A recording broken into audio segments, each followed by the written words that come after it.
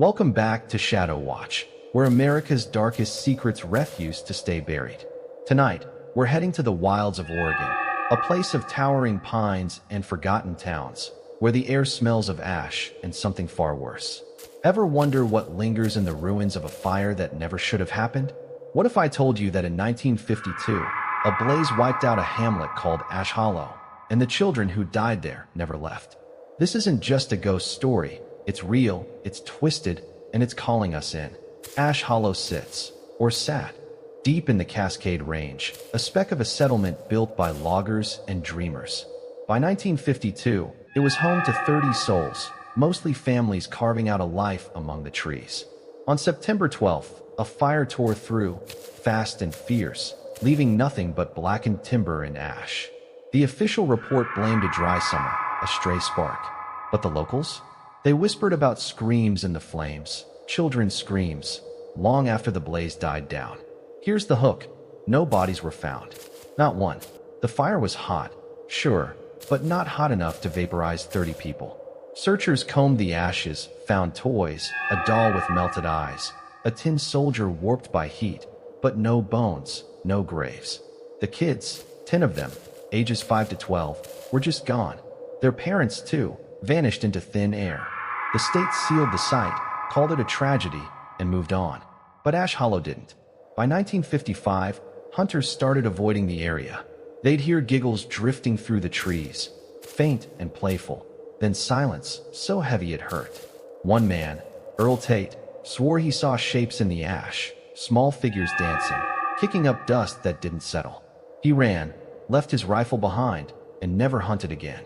Word spread, and soon, folks claimed the children were still there, playing in the ruins, waiting for someone to join them. I dug deeper, found a survivor's account. Well, almost a survivor. Mary Klein, a teacher, escaped the fire by sheer luck, fleeing as the flames closed in. She wrote a letter before disappearing in 1953, saying, "They're calling me back. I hear them in my dreams, laughing." Her car was found near Ash Hollow, empty, keys in the ignition. The letter? Tucked in a library archive, ignored until now. Fast forward to 1970. A group of teens, high on bravado, camped at the site. They brought a Polaroid, snapped pics of the ashes swirling in the wind. The photos survived, blurry, but you can see them. Outlines of kids, hands linked, faces smudged like smoke. Only 2 teens came back, babbling about cold hands grabbing their legs. The others? Vanished, just like the families in 52. The pics are online. Search Ash Hollow Ghosts if you dare. Now, it's 2025, and I'm standing at the edge of Ash Hollow. The trees are twisted, bare, like they're still burning inside. The ground's a carpet of ash, shifting under my boots, and I hear it. A giggle, sharp and close. Last week, a hiker recorded it. Laughter, then a whisper, "Stay." The video's viral, and I've got it queued up. But this isn't just about the kids. Something darker's here, something that took them, and wants more. Grab your headphones, lock the door, and stick with me. We're stepping into Ash Hollow, where the past plays on repeat, and the silence hides a nightmare. What happened that night in 1952? Why won't the children leave? And what's waiting in the ashes? Let's find out, together. We're stepping into Ash Hollow now, where the trees loom like skeletons, and the ash crunches underfoot like broken promises. This isn't a cozy campfire tale. It's a real nightmare, etched into Oregon's bones, and it's pulling us deeper. Let's jump to 1980, when the whispers turned to screams, and the silent children showed they're not just playing, they're hunting. It started with a logger, Hank Grayson, a tough guy who didn't buy ghost stories. He took a job clearing the edges of Ash Hollow, chainsaw roaring, dust flying. Midday, he stopped cold, said the air went still, and he heard laughter, high and wild, circling him. He looked down, saw footprints in the ash, small and bare, weaving between the stumps. His radio crackled, caught a voice, "Come play." Hank dropped everything, ran 5 miles back to his truck, swearing he'd never return. The crew laughed it off, until they found his saw. It was buried in ash, blade bent like something twisted it by hand. Nearby, a pile of sticks spelled out "Stay." No one touched that site again, but word spread fast. By 1985, a park ranger, Clara Dunn, filed a report. strange shapes moving in the ash at dusk, giggles echoing when no one was there. She set up a camera trap, caught nothing but static and a single frame. A child's shadow, head tilted, standing too still. Then came 1993, the boldest move yet. A paranormal team, led by Vince Russo, rolled in with gear, recorders, motion sensors, the works. They camped overnight, voices cocky on tape. Let's catch these kids. At 3 a.m., the audio spiked. Laughter, then whispers, overlapping, frantic. With us, with us, with us. The sensors screamed, picking up movement everywhere. Vince's last words on tape. They're too close. Morning came. No team, just their tent, shredded, and ash piled high inside. Here's where it gets weirder. In 2005, a wildfire swept the Cascades, close to Ash Hollow. Firefighters held the line, but the flames wouldn't touch the hollow, stopped dead, like an invisible wall. One guy, Mike Torres, saw it, ash swirling upward, forming shapes, small hands, faces, pushing the fire back. He quit the next day, said it wasn't natural. The hollow stayed untouched, a gray scar in a sea of green, like it's protecting itself. By 2012, the internet lit up. A hiker, Jen Lee, posted pics, ash dunes shifting, tiny footprints trailing her shadow. Her blog went viral. They followed me home. She vanished a week later, her apartment dusted with ash, no break-in, no trace. Comments exploded, some called it a hoax, others swore they heard giggles watching her video. Ash Hollow was trending, and the brave started showing up. In 2018, a YouTuber, Kyle Pax, live-streamed from the site. His feed shaky, cocky grin fading as the ash stirs. Hear that? He whispers, panning to nothing, just gray dust. Then, a giggle, clear as a bell, and the screen shakes. He bolts, yelling, "They're everywhere." The stream cuts, his phone washed up downstream, still looping that laugh. Kyle's fine now, but he won't talk, just stares when you mention Oregon. Now, I'm here, April 2025, boots sinking in ash that feels alive. The air's heavy, like it's holding a secret, and I catch it, a laugh, soft, then louder, bouncing off the trees. My recorder's rolling, and last night, it picked up whispers. "You're fun." A drone I sent up crashed. Footage shows ash rising, forming a circle, then static. This isn't just kids stuck in time. Something's using them, something big. Stick with me, because we're not done. What's really down there? And why won't it let go? Next stop, the heart of the hollow. We're in the heart of Ash Hollow now, where the ash piles high, and the air hums with something alive. You feel that chill, don't you? That itch to run, but we're too close to turn back. This is where the silent children stop playing games and show their hand. And trust me, it's a dark one. Let's dive into 2020, when the truth started clawing out of the dust, and Ash Hollow became more than a ghost story.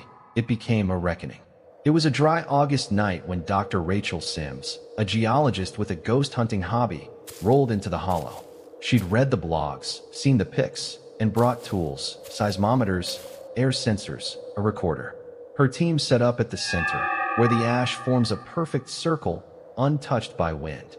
At midnight, the needles jumped, vibrations, no source. Then the recorder caught it, giggles, then a chorus, "We see you." Rachel's voice shakes on tape. It's under us.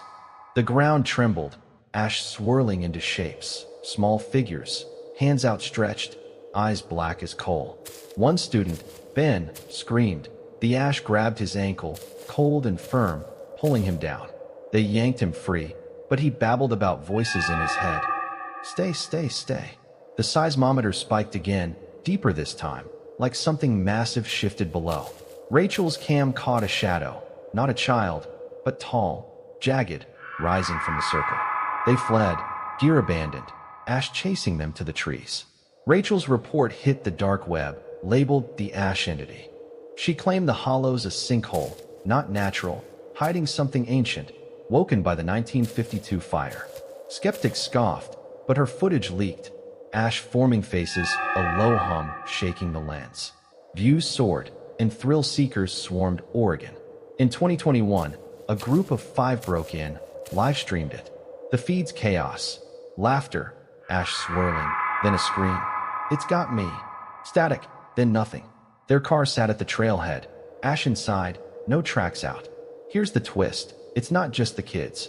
I found a 1901 logging record, buried in state archives, mentioning a cursed pit near Ash Hollow. Natives avoided it, said it ate the lost. The 1952 blaze? A survivor's kid, now old, told me off record. His dad saw lights under the ash before the fire, blue, pulsing, alive. The children didn't burn. They fell, pulled into whatever's down there. And now they're its voice, its bait. Last year, 2024, a drone team tried mapping the hollow. Their birds dropped mid-flight, footage glitching, ash rising, forming a ring, then a face. Huge, eyeless, smiling. The operator, freaked, said his headset buzzed with whispers. Come closer. I got the clip. It's real, and it's chilling. Locals say the circle's bigger now, spreading like it's hungry. Hikers vanish monthly. Ash found miles away, like it's reaching out. Now, it's April 2025, and I'm here, standing in that circle. The ash is warm, too warm, and it shifts, outlining my boots. My mic picks up laughter, then words. You're ours. I step back, but the ground rumbles, a hum so deep my teeth ache. I see them, shadows in the dust, small, then taller, circling me. My flashlight dies, and the air locks tight. I'm running, but the ash follows, a wave of gray swallowing the path. The real kicker? This isn't their end, it's their beginning. The children aren't trapped. They're lures, part of something older, something that's waking up. Every step I take, it's stronger, louder, and I'm not sure I'll make it out. My recorder's rolling, catching the truth, maybe my last words. Stay with me, because this climax isn't the end. It's the edge of something worse. What's under Ash Hollow? And who's next? Let's find out, if I survive. We're at the edge of Ash Hollow's circle, where the ash burns hot, and the ground groans like it's alive. My breath's short, my hands shake. This isn't just a story anymore. It's a fight to get out. The silent children aren't playing now. They're closing in, and something bigger's waking up beneath us. Let's end this with a twist that'll haunt you. Brace yourself. It's April 4th, 2025, right now, and I'm trapped. The ash rises, forming walls, cutting off the trees. Laughter echoes, sharp and wild, then shifts, deepens, into a rumble that shakes my chest. Shadows stretch, not kids anymore, but jagged shapes, towering, eyeless. My recorder catches it. Hours, hours, hours, a chant from below.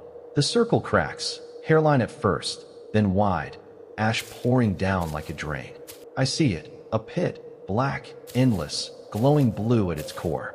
I stumble back, but the ground tilts, pulling me in. Flashes hit me. The 1952 fire, kids running, then falling, not burning, sinking. Their screams twist into giggles. Their hands reach up, pale and cold. The entity's there, a mass of shadow and light, pulsing in the pit. It's not just old, it's eternal, fed by the lost, and the children are its mask. I claw at the ash, but it's alive, wrapping my legs, dragging me down. Here's the gut punch. It's not random. That 1901 cursed pit. It's a seal, broken by settlers digging too deep. The fire didn't start it. It freed it, gave it the kids as voices, lures for more. Every soul it takes widens the crack. Rachel's team, the streamers, me. My mix screaming, static, then my voice. It's awake.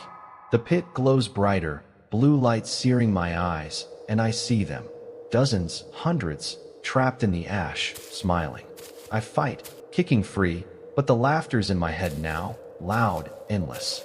The ash parts, just enough, and I crawl out, lungs burning, recorder clutched tight. The pit snaps shut, ground smooth again, but the hum lingers, low and hungry. I'm out, barely, gear dusted gray, and the hollow's quiet, too quiet. A hiker finds me hours later, says my shadow's wrong. Too long, too thin. My footage survives, looping that chant, that blue glow. The final twist? It's not over. Last night, ash fell in my room, miles from Oregon. The children's giggles play on my phone, unplugged, unprompted. The entity's not bound to the hollow. It's loose, following, growing. I'm marked, and you might be too, just for listening. The silent children aren't victims. They're hunters, and the pit's still hungry. So, that's it Folks, my dance with Ash Hollow. Hit that like if you felt the chill, and subscribe. Shadow Watch has more nightmares to share. Comment below, would you camp in that ash, or are you saner than me? Share this with your bravest pals. Let's see who sleeps tonight. Next time, we're chasing something even creepier, so stick around, if you dare. And hey, if you hear giggles tonight, run.